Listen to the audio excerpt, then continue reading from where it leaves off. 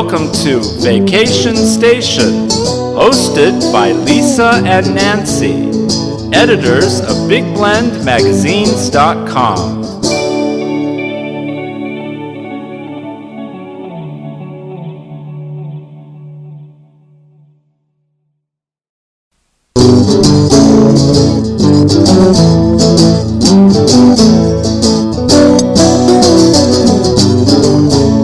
Hello, and welcome to Vacation Station, hosted by Lisa and Nancy, editors of BigBlendMagazines.com.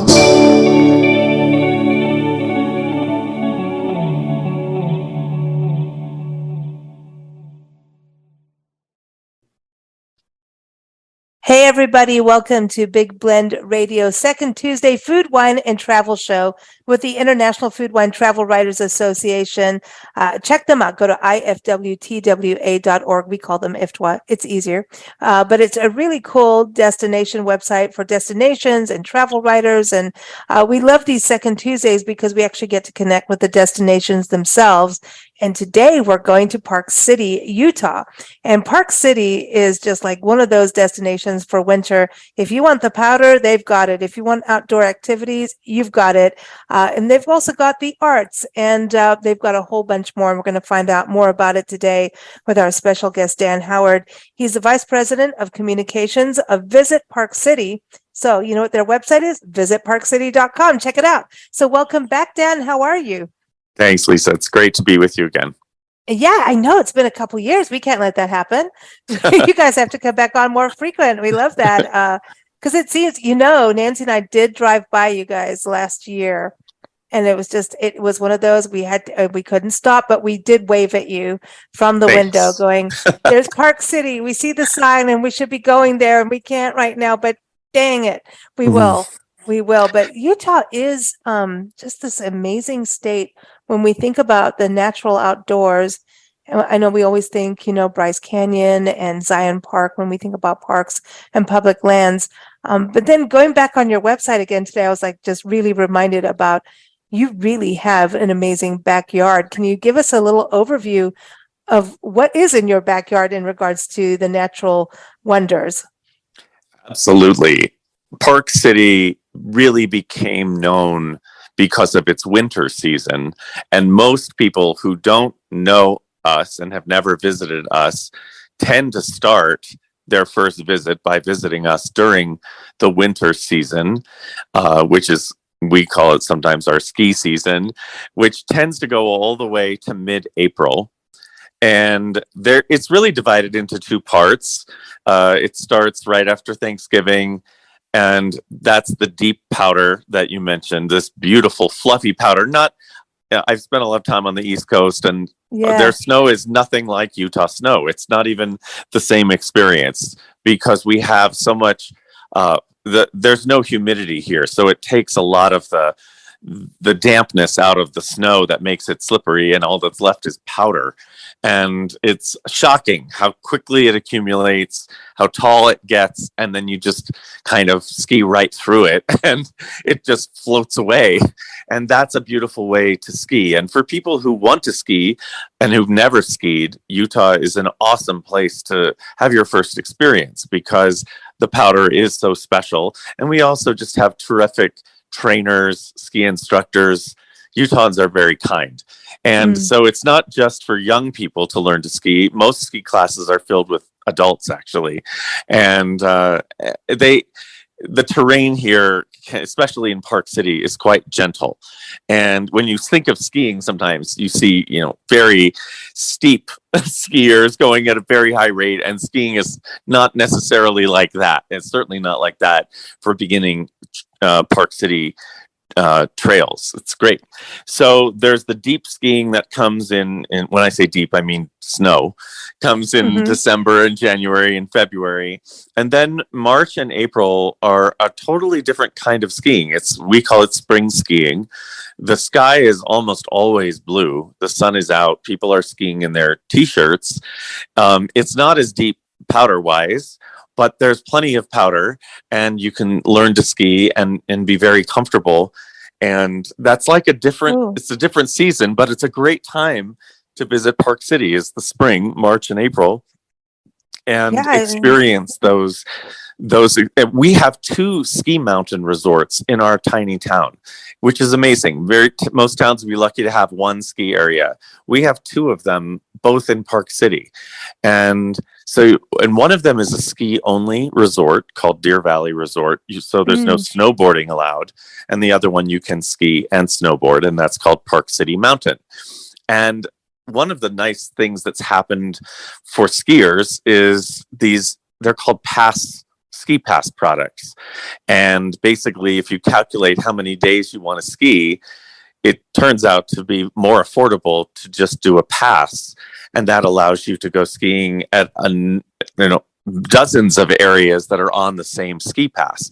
And there are two big ski passes. One is called the Epic Pass, which is Vail Resorts ski pass, and one is called the Icon Pass, and that's Alterra Resorts ski pass.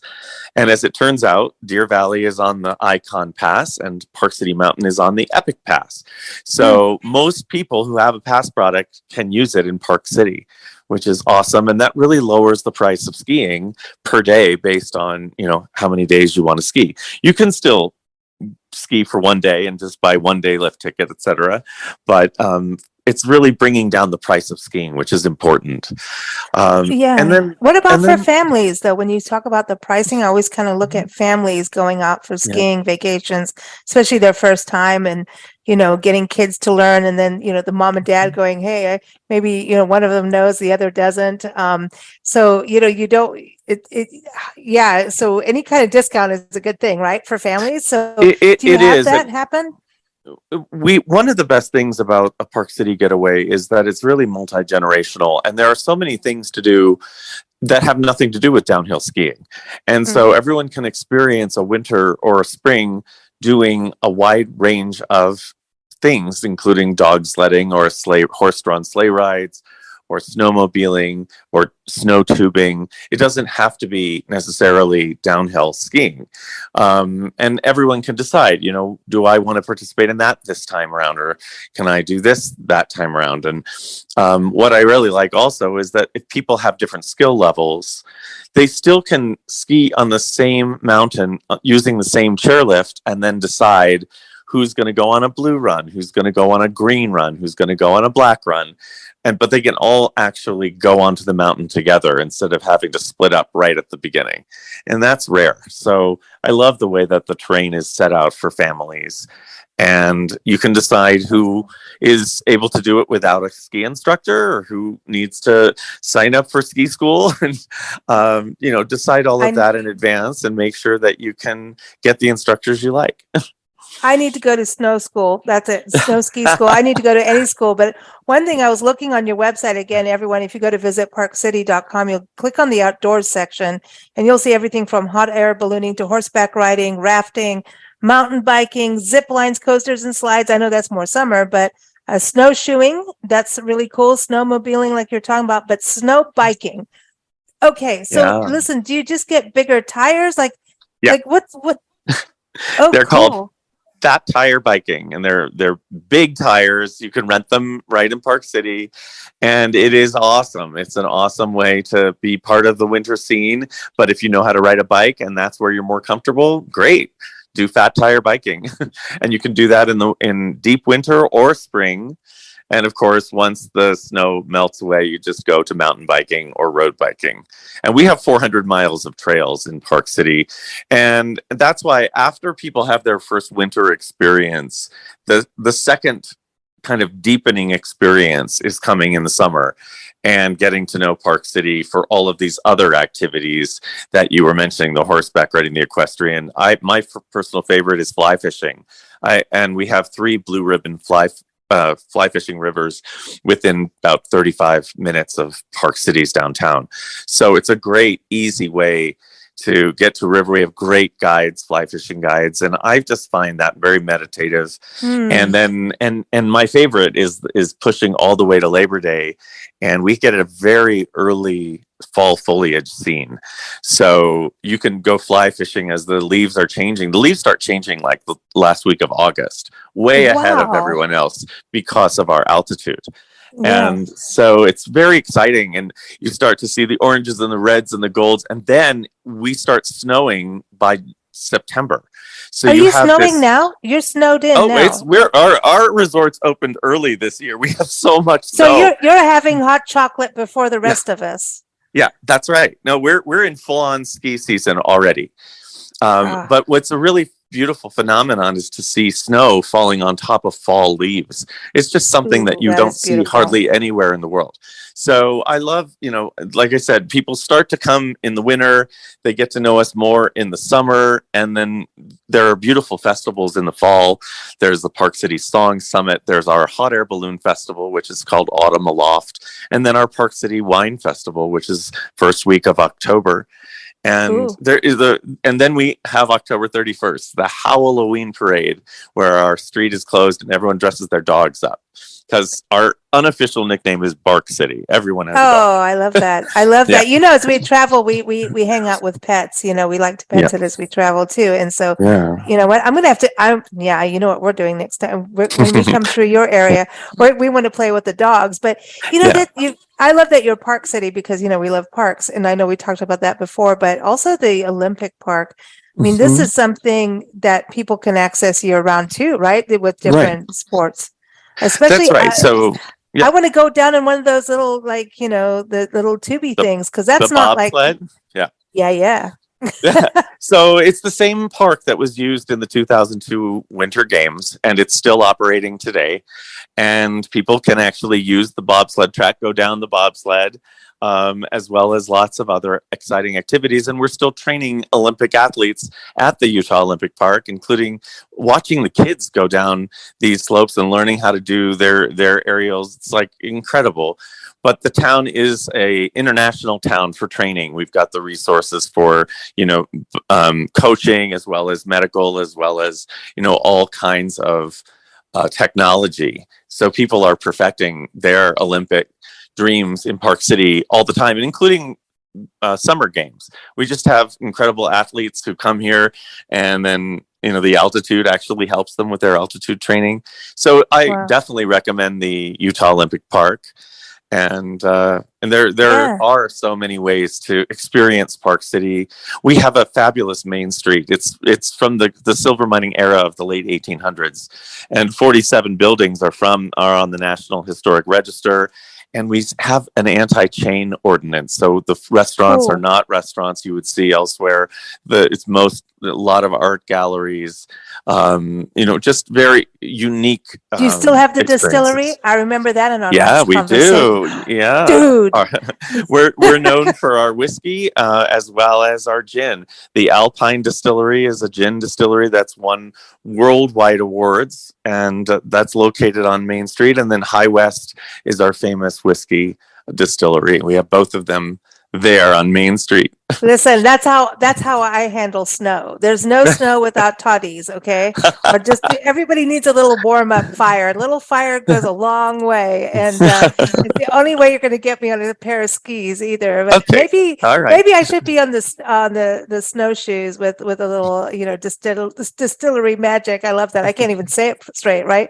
But this is to me, it's exciting about it what you have, because you've got this quaint downtown, and it doesn't, when I look at all the pictures, it just doesn't look like a city, Yeah. And I love that it's independent business. That's always exciting. But then there's this really unique thing, and I know you talked about it before, but because this is, I know we all know you for Sundance Film Festival, right, and skiing, but this is just you have some really amazing things, and I still trying to wrap my head around this, that people can go paddleboarding or paddleboard yogaing in a crater in the middle of winter or any time of year. Explain this. So that's a geothermal crater, it's in this charming town. There's a Swiss settlers settled the town of Midway. They have lots of cheese and cows over there, and it's right outside of Park City. And there's this geothermal crater, and you can do paddleboard yoga in the crater. It's a wonderful experience, and it's a 12-month experience. It operates all year long, and easy to go on our website, and just if you just do the search bar and you put paddleboard yoga, it'll come up. But it's a very exciting, unique experience, and I just love that there are so many ways to be in Park City. As I mentioned, with multi-generational, everyone can find their story in the town. It's a small town, but there's a whole lot going on, and as you mentioned, we do host the annual Sundance Film Festival, which is such an important festival for independent filmmakers. They do end up getting bought by Hollywood and sometimes getting edited, but we get to see the films before all of that and be a little ahead of the curve. And these films generally talk about issues that are on the top of a lot of people's minds, whether it's global warming or human trafficking, things that they're willing to make films about. And the celebrities are donating their time, most of their time, to help make these films and share these messages with the public. And the last couple of years, the films have been accessible virtually, because it's been hard to do in-person events. But it's actually expanded Sundance's viewership, because more people can just buy tickets online. And then now we're looking forward to a hybrid event where they're still available online, because shouldn't take that away now. And, yeah, exactly. And now people can gather again. And the gathering's a really great thing, because the filmmaker is there. There's great discussion. It's in-depth, it's intense, and it's, unique to be able to meet the filmmaker in person. And that part will only happen in Park City.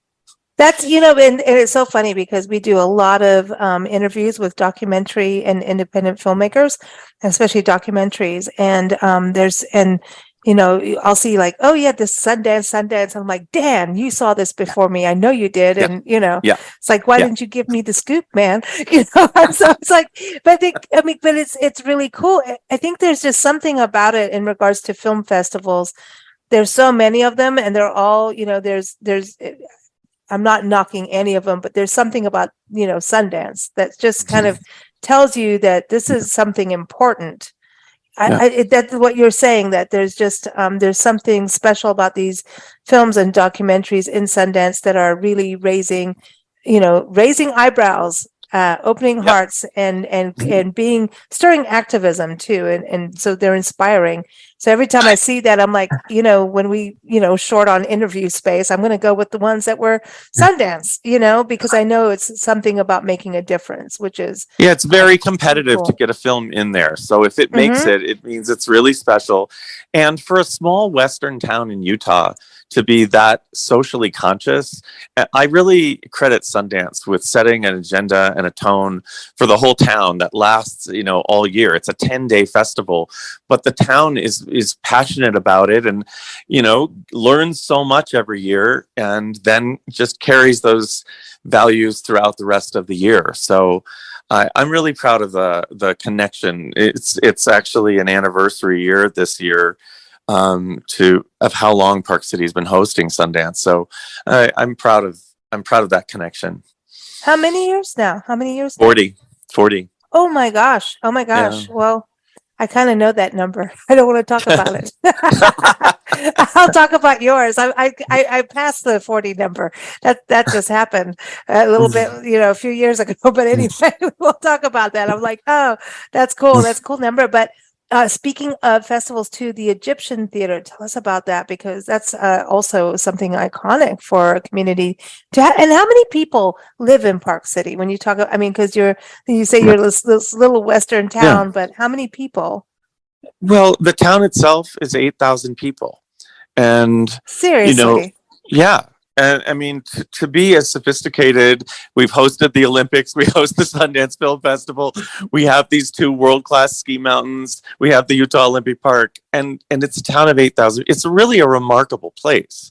Now, one of the things that makes that work is that we are 25 minutes from Salt Lake City. Mm. And that really is a benefit to a small town. When I think of some of the other mountain towns, they're very far away from major cities, and we're able to really, connect to Salt Lake and that giant international airport that makes it so easy to get to Park City.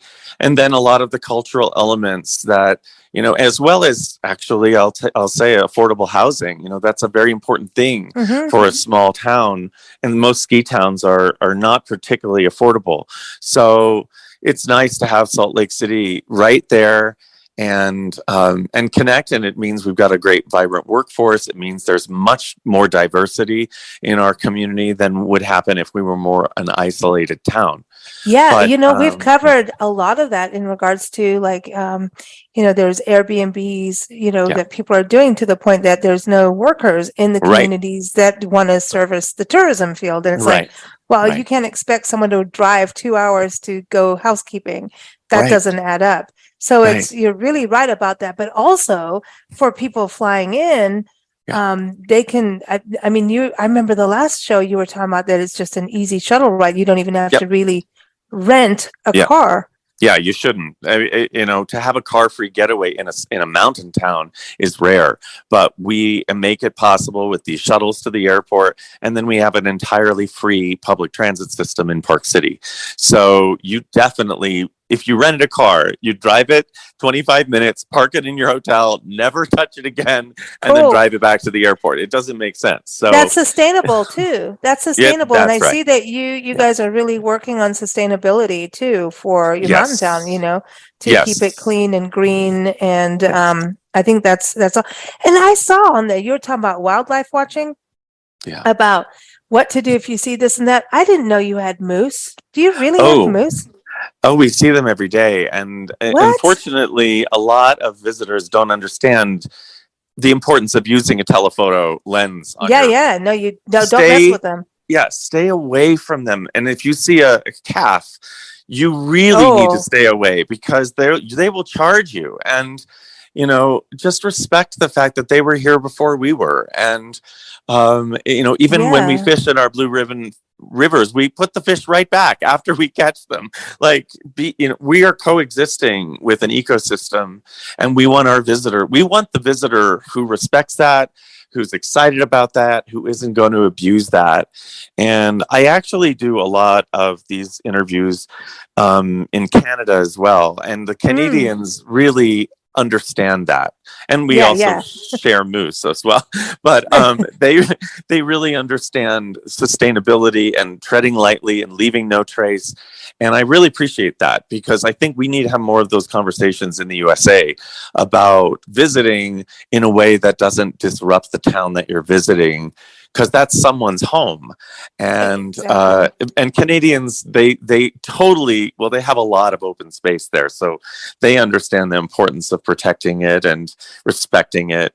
And I think I will think more. right now, looking at, COP27 just happened, and just looking at, tourism has got to change up, and it is. I mean, we're looking at regenerative, transformational, regenerative. We're looking at things even changing up in regards to be more people doing the term bleisure. I really don't like that term. I'm sorry. I don't like it. It just makes me feel fat every time I say it.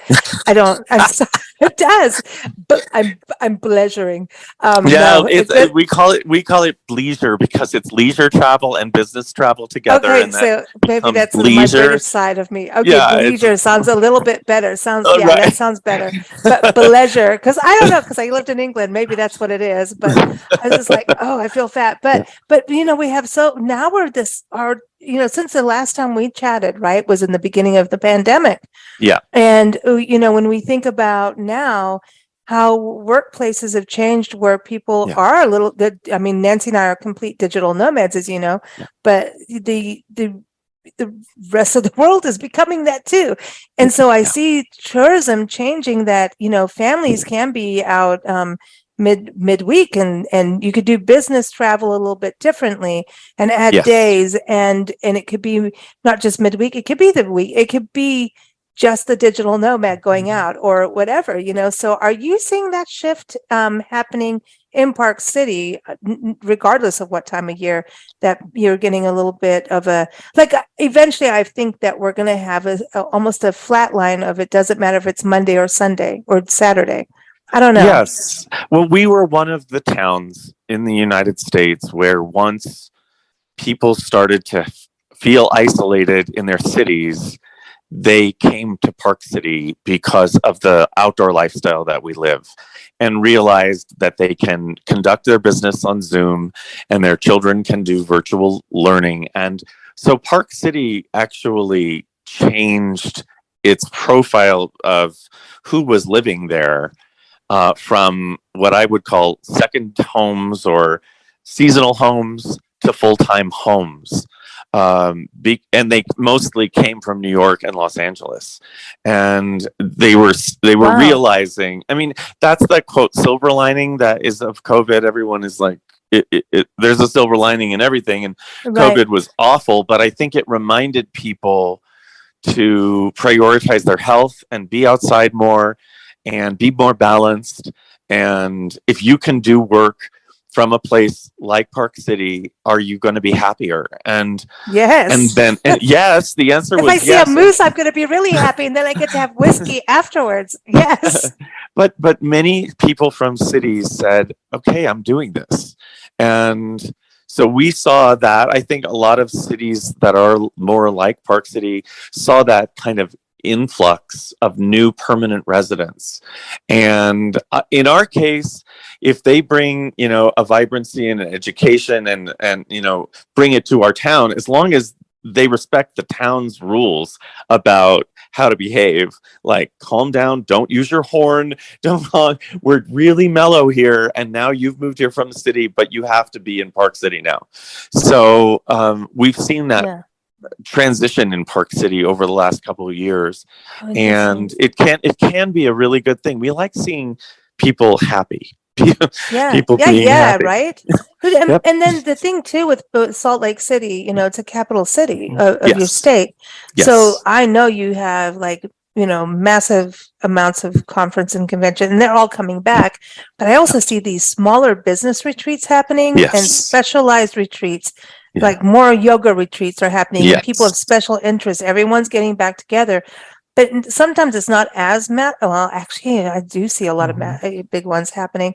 But where you are from Salt Lake City, I feel like you're also I know that you have, with all the resorts and everything, the abilities and do have conferences and everything happening, but also being like the destination for those that have to do work on the Capitol Hill kind of thing. They're like, dude, I Right. need to get away from politics now and go up and play with moose and whiskey, just saying. No, And we were so- one of the first. We were one of the first towns that really rebounded with corporate travel, because people felt like if we have to do a retreat in person, Park City is one of those destinations that we feel safe about asking people to come. And then they'll set up the meetings in an indoor-outdoor scenario, and or have the entire meeting outdoors. Of course, most of our meeting business comes outside the ski season, and that's great in the summer and great in the fall. And those meetings really did. The number of leads that our visitors bureau started to see generating out of COVID was much higher than before COVID. So it's interesting how it impacted so many cities in so many different ways. I think Idaho was one of the other states that just saw a big jump in a incremental way, as opposed to, gosh, COVID is really damaging tourism. Idaho did well through COVID, and Utah has as well. Yeah, and because you've got all this, big sky, right? And clean air and beautiful, but I think it really goes hand in hand with sustainability.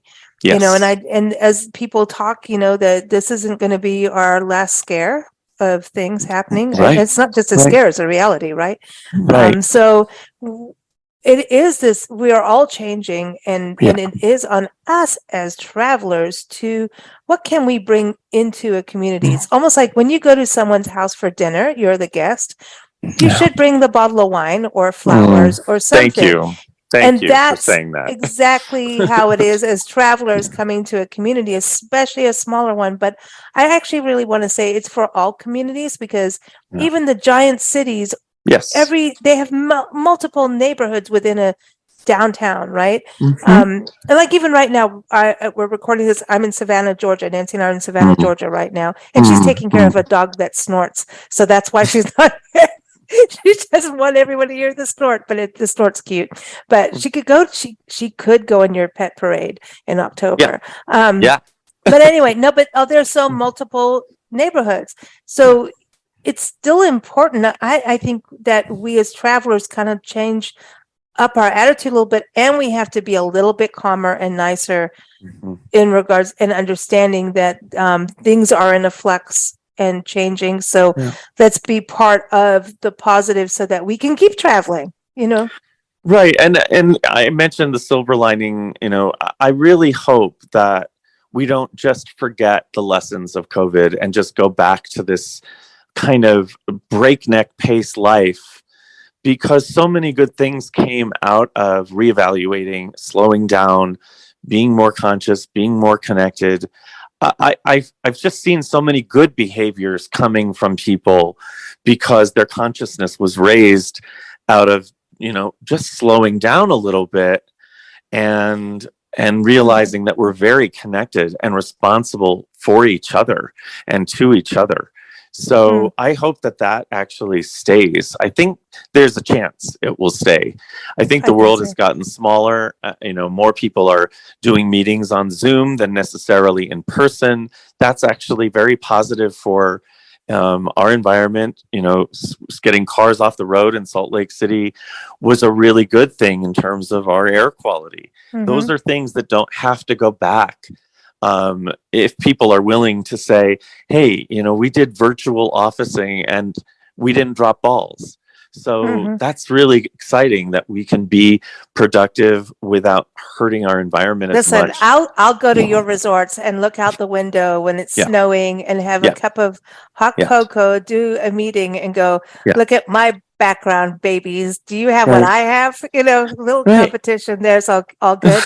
But that's what I'm looking forward to, is seeing the world of Zoom change, not with the, we all put up the phony backgrounds. We put our logo, whatever. But the reality is I want to get to the place where we're all doing Zoom meetings and showing like a cool background because we're somewhere different. Like, look outside my hotel window. I have snow, or I see the moose, or like maybe I'm in the tropics, and getting to that. So it's kind of like, let's find the wonder again, use technology like that as we travel.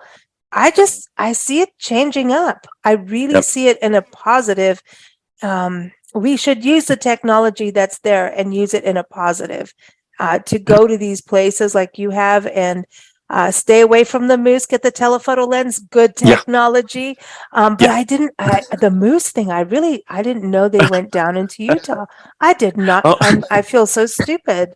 Like, oh my really?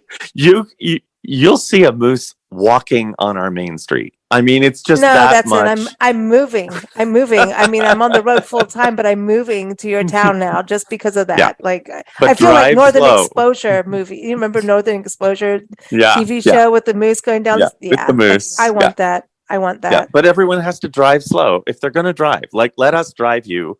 But if you're going to drive slow, because you don't realize, you're not prepared, and you're not used to having this neighbor. It's a moose, and it's I want your neighbors. They're That's they're awesome. lovely. I didn't know we were going to talk about moose today as much, but I'm very excited about it. And Dan, Park City again. I know the last time you were on the show, listeners really enjoyed it, and our audience did. And I know they're going to enjoy this again and start planning their trips, not just for winter but spring. When do the wildflowers come in the mountains for you? Because I know they come. It's so beautiful. They're so beautiful. And so that's really late spring. And, it's the, Memorial Day is sort of the official kickoff of the Okay. summer season. So you'll see wildflowers around that time. And then remember the foliage. Like, you just can't imagine this fall foliage, because New England gets all the credit for foliage, but foliage in the Rocky Mountains, it's ridiculous. It's so awe-inspiring. Is it mostly aspen then, right? For you guys? Well, so we've got a lot of different things. Our aspens are outrageous. They turn yellow and they're so vibrant, but we also have the reds and the oranges, and it's so surprising, because when you think of mountains, you think of more evergreens. Mhm. And it's like not in Park City. It's got that diversity of color, and they get really bright, and the snow feeds them, and then when they're and the foliage represents their route to go into hibernation, and that's how the color, it's sort of like draining the leaves, getting them ready for the winter. And it's very holistic, and I find it very spiritual with this. It's magical. cycle. I know. I know what you Yeah. mean. And that's Yeah. that's the thing when you have this and okay, so going back to sustainability and going to destinations, that means that you've maintained your ecosystems, that it's sustainable, like that nature needs to be sustainable, otherwise she kicks our butt, right? But the Right. sustainability of land means that all these systems are working, all the functioning. And if you look at nature like a computer, that sounds horrible, but it's true. If you don't clean your hard drive out, if you don't do your updates, it gets clogged. And that's what we're doing kind of to the environment. And so Yeah. Mother Nature having this biodiversity is insane. That's how all these things happen. When you get all this foliage and different things happen, Yeah. different plants, that means it's healthy. That is so cool. And then spring comes when everything starts to slowly melt and all those little creeks come in. Oh, dude, I get giddy, just like you get giddy. Yeah. So you have the 4 seasons, like for real, 4 seasons. Right. Do you get Right. giddy as you see the change happen? Like, I don't Yeah. know. I'm one of those people that every time I see this happens now, okay, we're at the beginning of winter. Oh, cool. And then oh, now we're really in winter. Oh, cool. And now we're getting out. Oh, yeah, thank goodness we're getting out. Now I want spring. And then when you see, you know what I mean? As it happens, when you see those stages, I think it's exciting as all heck. I love it. I love it. And it really slows down the year in terms of being present, because no 2 winters are the same. No 2 springs are the same. No 2 falls. Like, you really are going, oh my gosh, look at the wildflowers coming up. And then you have this summer, and every summer is different. Some have rainstorms. Some are dry as all get out. Then the fall shows up and you're like, this fall is so different from last fall. And if you can remember that, then your life is much more present than the days running together, the years running together. You can't even keep track of what year it was. But here, because of these distinct seasons, it definitely makes you look at things and go, oh my goodness, today was different from yesterday. And that's very refreshing. So hiking has got, I have to ask that. I know we're going over time, but we don't really care. But the hiking, because when you think about really experiencing the 4 seasons, to me, one of the best ways is to go for a walk, whether it's a slow, easy trail or you're going for a massive hike. If you go for the massive hike, you do get to go to the distilleries or wineries afterwards. Just saying. But I know, do you have a brewery in town too? Just for everybody? We do. We do. See, We have microbrews. We're the first. Yep. You got, on our Visit Park City website, we have a great list of we think of as the top 10 hikes in the region that go from extreme and challenging to extremely leisurely and easy. And hiking is phenomenal, and it's something that so many people can do. I love this. Okay, so now we don't only just want to come and visit. Now we just want to move there too. So, like, there That's it what is. happened. But we That's will what not happened. honk our horns at the No. moose. We'll go, No. Moose, you have the right of way. We Yeah. love you. Yes. That's how Thank we will you be. for that. Yes.